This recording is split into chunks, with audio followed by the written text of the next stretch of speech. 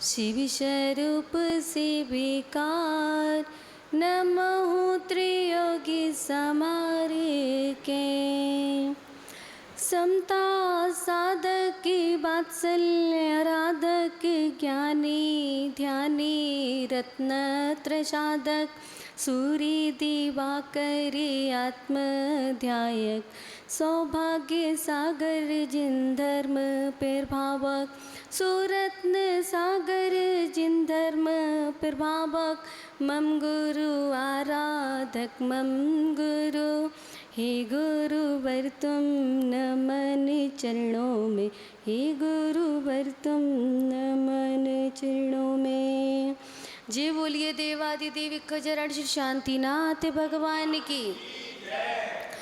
परम पूजनीय तपस्वी सम्राट आचार्य भगवंत श्री 108 सन्मति सागर जी गुरु महाराज की।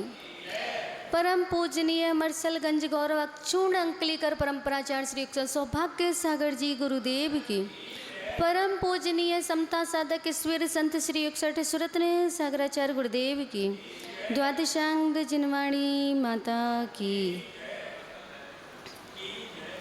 आइए बंधुओं, चलेंगे पुनः एक बार फिर आप सभी के बीच में धर्म चर्चा करते हुए और छठ आवश्यकों के बारे में चर्चा कर रहे हैं। दूसरे नंबर पे गुरु उपास्ति आती है, परंतु गुरु उपास्ति के पूर्व गुरु का महत्व समझ लेंगे तो गुरु उपास्ति अपने आप समझ में आ जाएगी।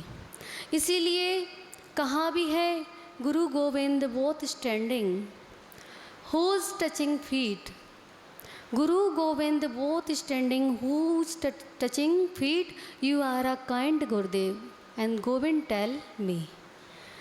मतलब गुरु क्या है, गुरु का स्थान किससे बढ़कर है। प्रतिदिन आपको यही बता रहे हैं कि गुरु गोविंद दो खड़े खाके लागू पाए, बलिहारी गुरु आपकी और गोविंद दीजो बताए। परमात्मा ने बता दिया है कि उनसे पहले हमें सतमार्ग बताने वाले कौन, हमारे गुरु हैं। और गुरु का महत्व आपको इसलिए समझा रहे हैं क्योंकि जब तक गुरु का महत्व नहीं समझेंगे तब तक गुरु उपास्ति नहीं कर पाएंगे। जब तक गुरु पर श्रद्धा नहीं होगा तब तक गुरु में हमें भगवान का प्रतिरूप दिखाई नहीं देगा। और जब तक गुरु चरणों में समर्पण विनय भाव नहीं होगा तब तक हम गुरु की वंदना ठीक से, उनकी गुरु उपास्ति ठीक से नहीं कर पाएंगे। इसीलिए कहा है कि गुरु चरणों में श्रद्धा रखेंगे तो हमारे अशुभ कर्मों का और पापों का क्षय होगा, उनका नाश होगा। तो पापों का क्षय और अशुभ कर्म से बचने के लिए क्या करना चाहिए, परमात्मा की आराधना तो करनी चाहिए परंतु गुरुओं पर भी श्रद्धान होना चाहिए। देव शास्त्र गुरु पे अटूट श्रद्धान होना चाहिए। जिस प्रकार सुमेरु पर्वत चलायमान नहीं हो सकता है ऐसा श्रद्धान होना चाहिए। क्योंकि आपने सुना है और देखा भी है कि वह मिट्टी कुम्हार के द्वारा लाई जाती है और उस मिट्टी को कुम्हार के द्वारा छाना जाता है, फिर उसको कूटा भी जाता है और पीटा भी जाता है। इतना ही नहीं, फिर उसको गलाया भी जाता है पानी के सहयोग से और फिर तब भी उसकी वह अभी पूरी नहीं होती है। फिर वो चाक पर उस मिट्टी को रखा जाता है और फिर उसके बाद में उस मिट्टी को घुमाया जाता है। घूम रही है, निरंतर घूम रही है और उसके बाद भी कुम्हार के हाथों की थपकी भी लगती है, तब जा कर के वो कहीं कलश और घड़े का आकार प्राप्त करती है। इसी प्रकार गुरुजन भी आपको द्वादशांग का वो रस स्वादन बार बार आपको थपकी दे करके भी समझा रहे हैं और प्यार से भी समझा रहे हैं, अच्छे से छान भी रहे हैं, शोधन भी कर रहे हैं, बीन भी रहे हैं, कंकड़ों को बाहर निकाल रहे हैं। किस लिए? जिससे कि हम सभी लोग उस घड़े का, उस कलश का आकार तो ले सकें।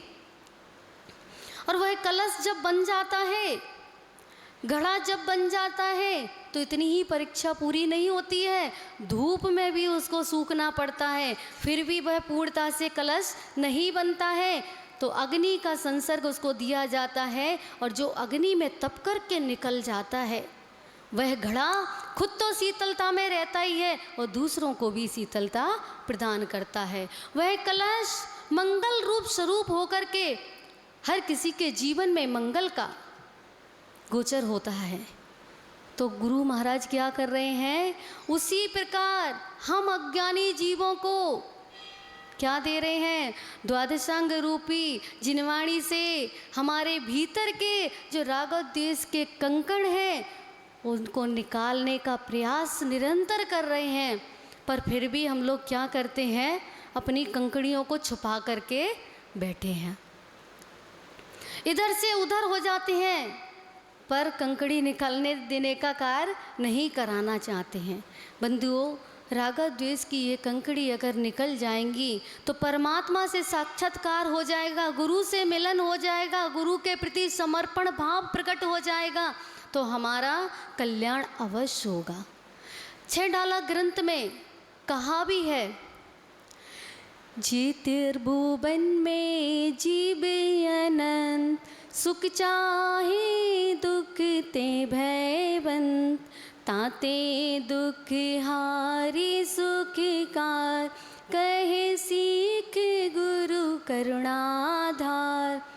कैसे कह रहे हैं गुरुजन, करुणा को धारण करके किस पर, हम अज्ञानी दुखी जीवों के ऊपर करुणा का भाव रख रहे हैं, इसीलिए तो हमें उपदेश दे रहे हैं, इसीलिए हमें संबोधन दे रहे हैं। क्या कह रहे हैं कि 3 लोक में क्या है, अनंत जीव हैं, वह सब क्या है, दुख से भय बनते और चाहते क्या है, सुख को चाहते हैं, सुख को प्राप्त करना चाहते हैं। इसीलिए गुरुजन करुणा की दृष्टि से हमें वह सुख को प्राप्त करने की शिक्षा या उपदेश दे रहे हैं, परंतु हमें ग्रहण ही नहीं करना है, तो कितने भी देते रहो। 2 कान किस लिए दिए हैं, अज्ञानी सोचता है कि 2 कान किस लिए दिए हैं, 2 कान इसीलिए दिए हैं कि एक से सुनो और एक से निकाल दो, नहीं, परंतु गुरुजन कहते हैं कि 2 कान आपको इसलिए मिले हैं कि आप दोनों कानों से सुनो और अपने अंतरंग में उतार करके ले जाओ।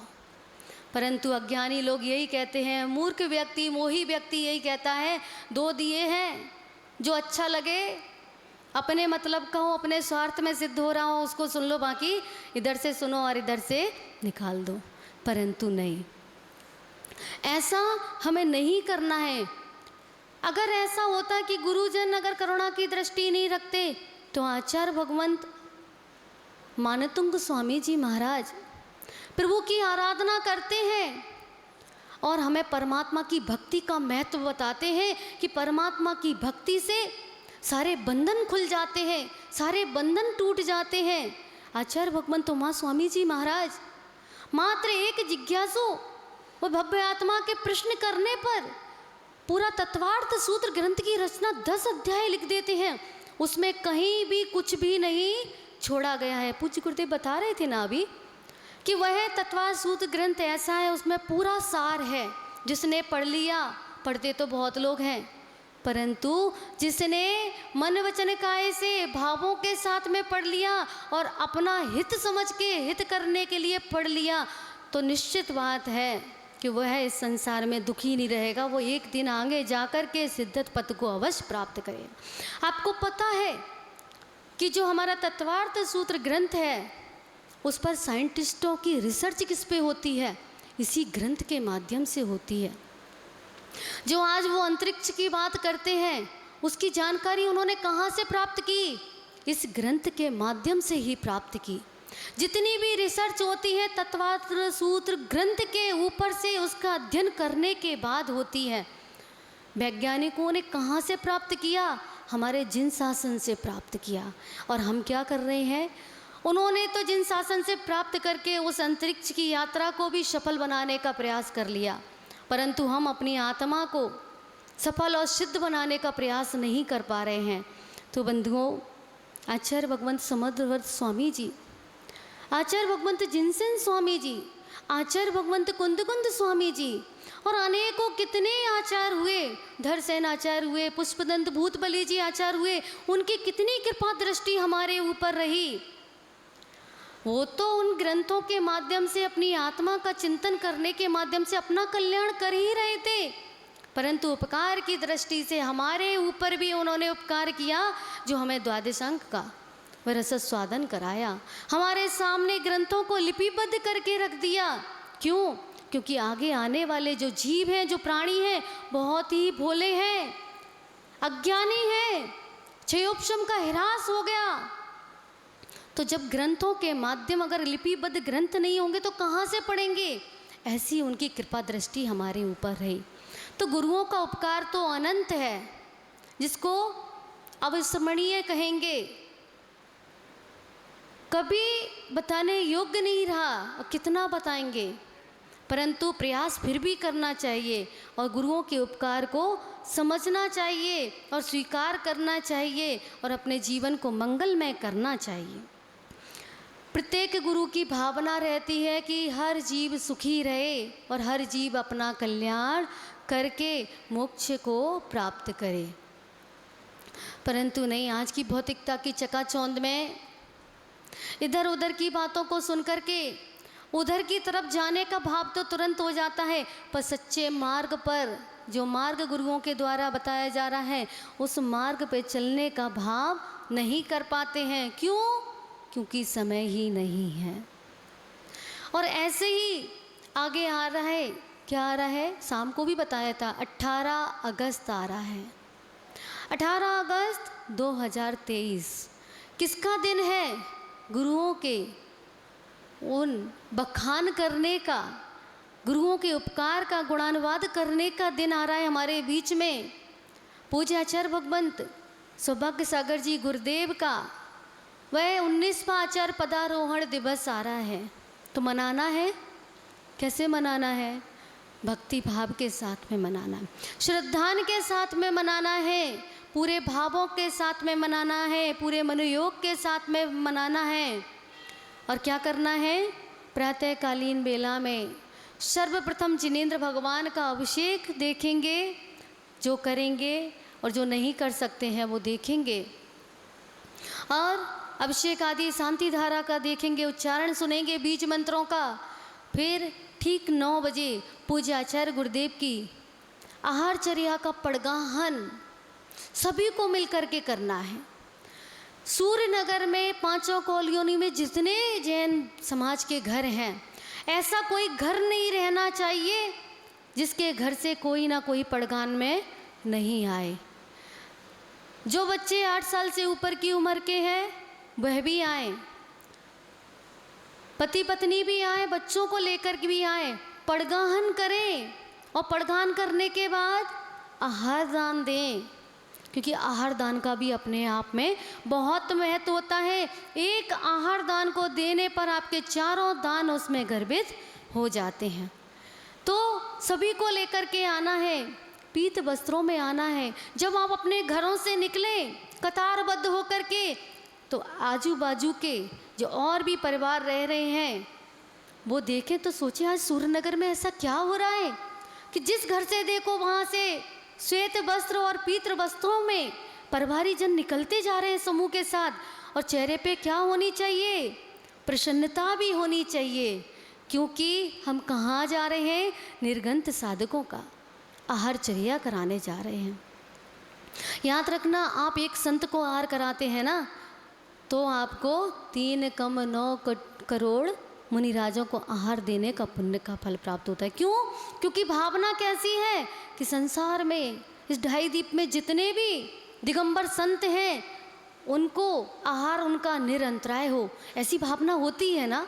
तो फिर हमें कितना पुण्य लगा कि जितने भी साधुगण हैं, जितने भी त्यागी वृत्ति हैं, उन सभी को निरंतराय आहार कराने का भाव किया और उनको निरंतराय आहार कराया, तो हमें सभी को आहार कराने का पुण्य का आश्रय हुआ। अब ये मत सोच लेना क्या कि भाव से कराया, तो ये मत सोच लेना कि भाव बना लिए, कि माता जी ने कहा था कि भावों से कराओ, तो अपने भाव सिर्फ बना के मत रह जाना, नहीं तो फिर ये कहा जाएगा कि घर में थाली को सुंदर सजा लेना और सामने रख लेना और स्मरण कर लेना, भाव बना लेना कि ये जो भोजन हमने बनाया है ना, बड़े मन से बनाया है, भावों से बनाया है, खुश होकर के प्रसन्नता के साथ बनाया है, तो आज तो हम भाव भोजन करके तृप्त हो लेंगे। ऐसी बात मत सोच लेना कि मुनिराज को भी भाव से भोजन आहार करा दो, तो ऐसा नहीं करना है, सभी को आना है। और फिर उसके बाद में निरंतराय आहार कराने के बाद में कहाँ चलेंगे? उत्सव करने के लिए चलेंगे, महोत्सव करने के लिए चलेंगे। किसका? जिनके गुरु ने जिनके ऊपर अपना हाथ रख करके मैं सूर्य पद के संस्कार कर दिए, ऐसे वन मुनिराज का हम सभी लोग सूर्य पद संस्कार महोत्सव मनाने के लिए केबीसी बैंकेट हॉल में चलेंगे एक साथ। वहाँ पर गुरु महाराज के गुणों की आराधना करेंगे, उनके गुणों की वंदना करेंगे, स्तुति करेंगे, पूजन करेंगे और पिचका भी भेंट करेंगे और उनका धर्म उपदेश भी हम सभी लोग सुनेंगे।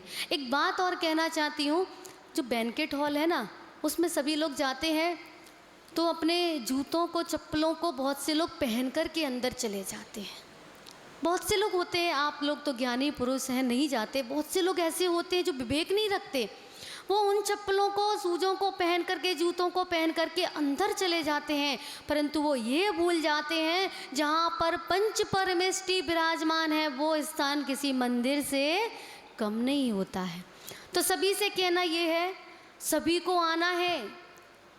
मैं आमंत्रित कर रही हूँ आप सभी को कि हमारे साथ में चल कर के पूज्य गुरुदेव की गुणों की आराधना करेंगे, यहीं से साथ में चलेंगे और जूते चप्पलों को बाहर उतारेंगे, अंदर अपने स्थान पर बैठेंगे और तब तक बैठेंगे जब तक पूरा कार्यक्रम नहीं हो जाए।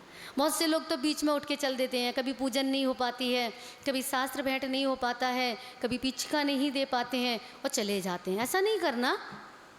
आपको आपके पुण्य से, सौभाग्य से ऐसा समय मिला है, ऐसा दिन मिला है, ऐसा सुअवसर प्राप्त हुआ है, तो क्या करना है? पूरा पूरा लाभ लेना है, आधा अधूरा नहीं छोड़ना है, नहीं तो आपके पुण्य में क्या हो जाएगा? कटौती हो जाएगी, घाटा हो जाएगा। तो ऐसा कोई कार्य नहीं करना कि कार्य तो किया उसमें भी घाटा कर लिया।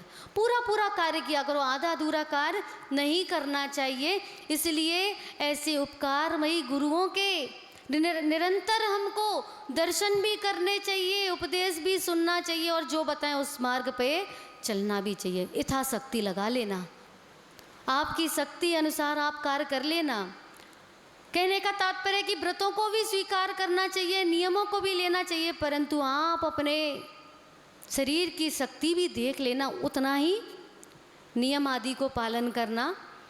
और आचार्यों ने कहा है कि शरीर से अगर अस्वस्थ हैं और व्रतों में आगे बढ़ गए तो वो चलेगा, परंतु मन से अस्वस्थ नहीं होने चाहिए, वचन से अस्वस्थ नहीं होने चाहिए। अगर मन और वचन से अस्वस्थ हो गई तो ये उपकारी गुरु कितनी भी आपके ऊपर करुणा की दृष्टि रख लें, परंतु आपका कल्याण होने वाला नहीं है, क्योंकि वचन और मन आपका ठीक नहीं है। इसलिए ठीक है ना। तो मन वचन काय के साथ में हम सभी लोग बड़े भक्ति भाव के साथ पूज्य गुरुदेव का सूर्यपद संस्कार महोत्सव मनाएंगे और सभी को हमारे साथ में आकर के आहारचर्या, पड़गान विधि और गुणानुवाद सभी को करना है। इसी के साथ पूज्य आचार्य भगवंत के चरणों में नमोस्तु करते हुए अपने शब्दों को यही विराम देती हूँ। नमोस्तु आचार्य श्री, नमोस्तु गुरुदेव, नमोस्तु।